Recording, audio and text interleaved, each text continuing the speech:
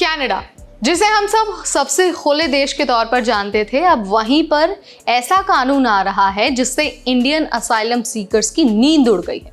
जी हाँ, मैं बात कर रही हूँ कनाडा के नए स्ट्रॉन्ग बॉर्डर एक्ट की, जो अभी अभी पास हुआ है और इसका सीधा असर होने वाला है इंडियन स्टूडेंट्स पर, असाइलम सीकर्स पर और अनडॉक्यूमेंटेड इमिग्रेंट्स पर।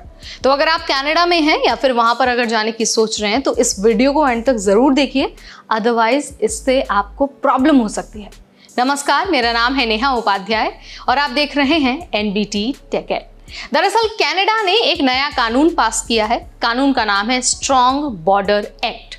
ये कानून इसलिए लाया गया है क्योंकि पिछले कुछ सालों में असाइलम क्लेम्स स्पेशली स्टूडेंट्स के बीच बहुत बढ़ गया है।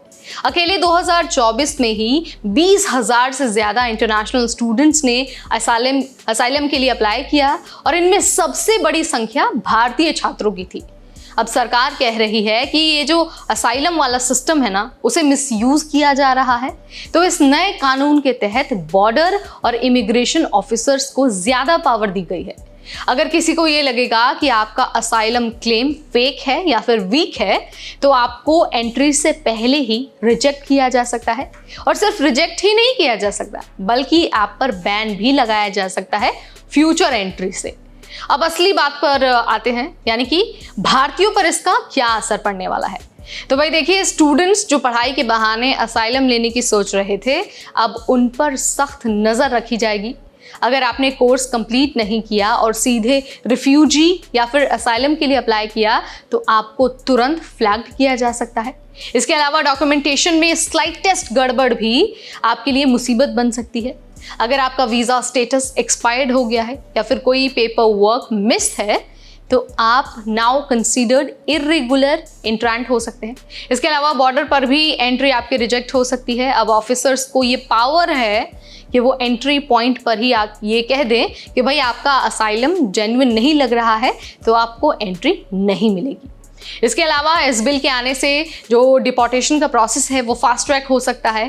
पहले क्या होता था कि डिपोर्ट करने से पहले इन्वेस्टिगेशन होती थी, कोर्ट केस चलता था, लेकिन अब जब से ये नया जो एक्ट है वो आया है, सो जो रिमूवल का प्रोसेस है ना, वो फास्ट ट्रैक हो गया है। स्पेशली अगर आपका केस पॉलिटिकली मोटिवेटेड है या फिर वीक अगर है, तो आपको रिजेक्ट किया जा सकता है। तो भाई अभी से ही कनाडा में रहने वाले हजारों इंडियंस पैनिक मोड में हैं। व्हाट्सएप ग्रुप्स और असाइलम और वीज़ा अपडेट्स घूम रहे हैं। बहुत से लोग लीगल कंसल्टेशन में लगे हैं कि उनका केस अब किस स्टेटस में है। कुछ लोगों को तो ऑलरेडी बॉर्डर पर रोक दिया गया है। क्यों? क्योंकि उनके असाइलम क्लेम में डॉक्यूमेंटेशन कंप्लीट नहीं था। अब इमेजिन करिए, आप पढ़ाई करके लीगल तरीके से कनाडा में सेटल होना चाहते हैं, लेकिन कुछ लोग शॉर्टकट अपना रहे हैं और अब उन लोगों की वजह से सारा सिस्टम टाइट हो रहा है। तो सवाल ये है कि अगर आप कनाडा जाना चाहते हैं या फिर ऑलरेडी अगर आप वहाँ पर हैं, तो आपको क्या करना चाहिए।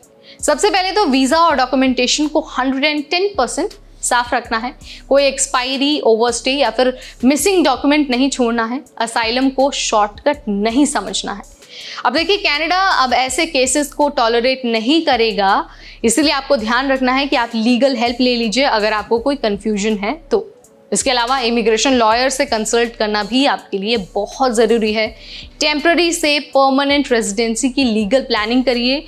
PGWP, एक्सप्रेस एंट्री जैसे जो लीगल रूट्स हैं उनको फॉलो करिए और किसी भी तरीके का जो इल्लीगल काम है वो आपको नहीं करना है। और सोशल मीडिया पर आपको बहुत सोच समझकर और सहज तरीके से पोस्ट करना है, क्योंकि कोई भी सिली पोस्ट आपके केस को वीक बना सकती है।